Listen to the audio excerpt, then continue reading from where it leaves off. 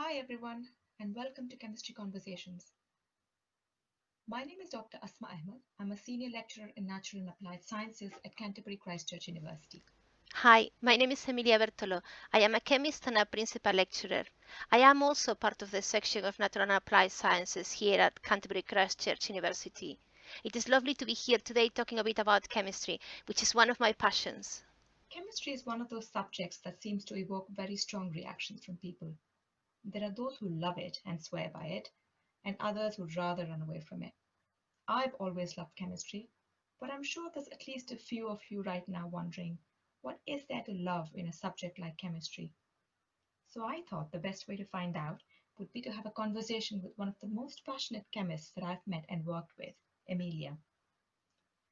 So, Emilia, I'm going to jump right in. Can you tell us what made you study chemistry as a subject? Except when I was very little, I wanted to be a train driver then. I have always wanted to be a chemist. I think I was around 8 when I got hold of a biography of Marie Curie. It was a children's version. Perhaps sounds a bit cliche because most people will have heard of Marie Curie and it might not sound very original, but I really fell in love with her and her life, and I fell in love with chemistry then. From then onwards, I told whoever asked me that I wanted to be a chemist and work at university when I grew up. Marie Curie was such an inspirational character, both as a scientist and as a person. She was Polish and worked really hard in her younger years teaching children so she could have enough money to go to university in Paris. But also with her money, she helped one of her sisters go to university too. Then when the sister completed her studies, she returned the favor. Marie Curie was the first woman to have ever won a Nobel Prize, the first person to ever win two Nobel Prizes, and the only person so far to win two Nobel Prizes in two different disciplines, physics and chemistry. She developed our first understanding of radioactivity, and I think she actually invented the word. Discovered two chemical elements, polonium and radium. And another wonderful thing about her is that she not only stayed in the lab or teaching, she also made a real difference to the world outside university. Um, she was the one who did some very early work on cancer radiotherapy and even work on developing mobile X-ray equipment so soldiers during the First World War could be treated in field hospitals closer to the battlefield. That's so interesting, Emilia.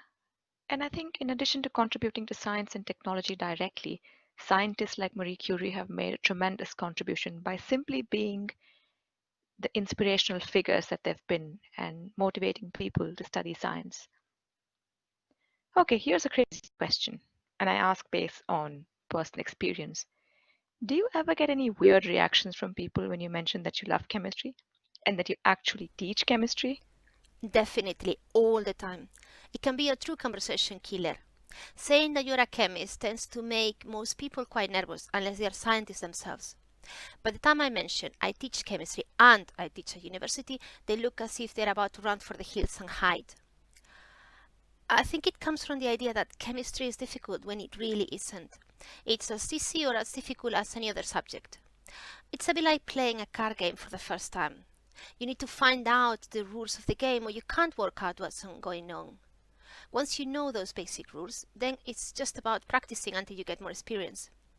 Often at school, students are taught chemistry concepts that can look very complicated unless you have some key understanding of the basics that underpins them.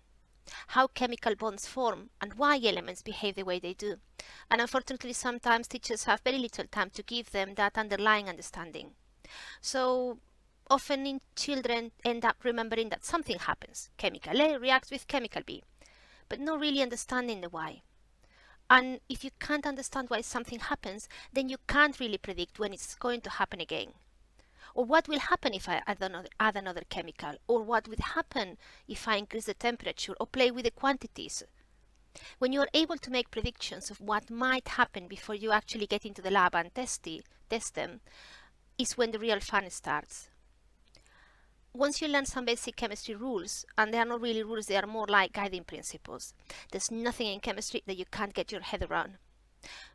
For example, why do chemists spend so much time keeping track of which elements are in control of the electrons when they are in a bond? Well, it's because it tells us how easy it is to break that bond, and which element will walk away with electrons when the bond finally breaks. Or why chemists are so obsessed with moles?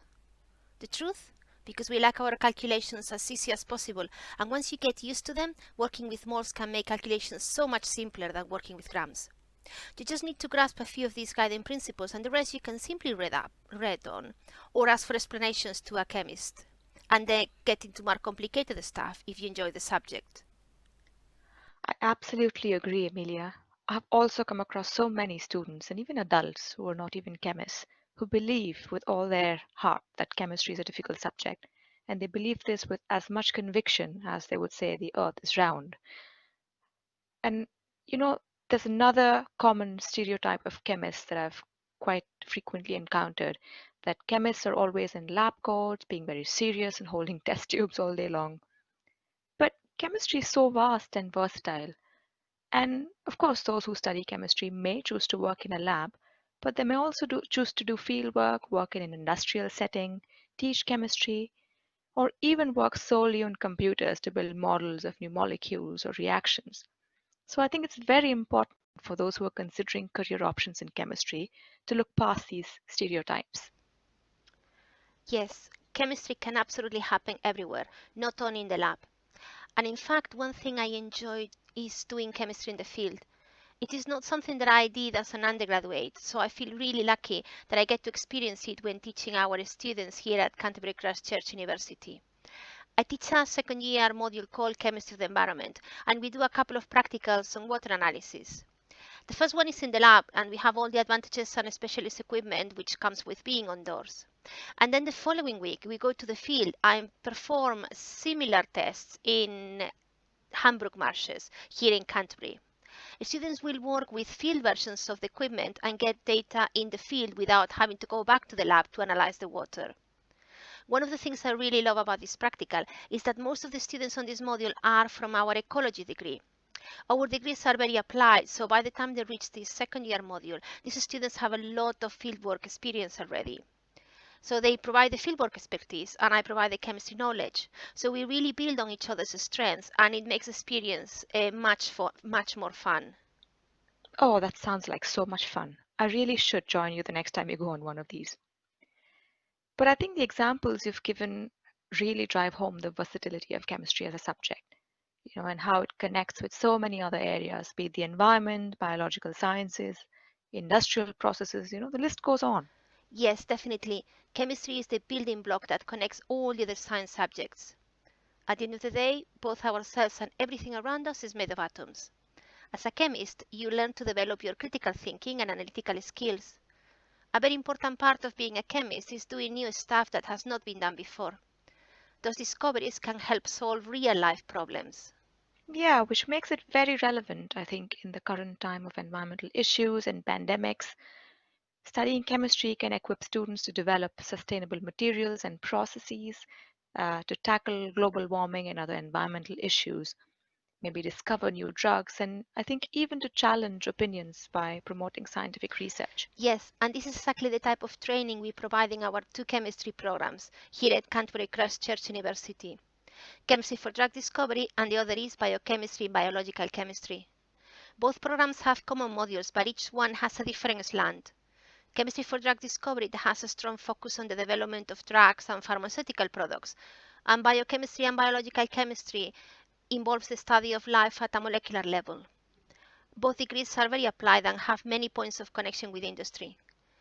For example, this year, first-year students worked on the antimicrobial activity of plant essential oils, and this project was done in conjunction with a local company.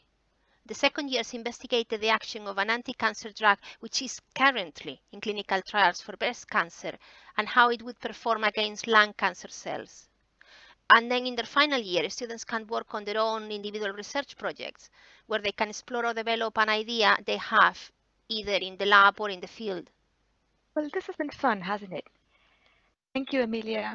And I do hope those who are listening have enjoyed this podcast as much as we've enjoyed making it. For more information on our chemistry programs, please take a look at the links we've provided in the video. We do hope to be back with more of these podcasts. Until then, take care. Goodbye from me too, and thank you very much, Asma, for inviting me here today. It's been real fun.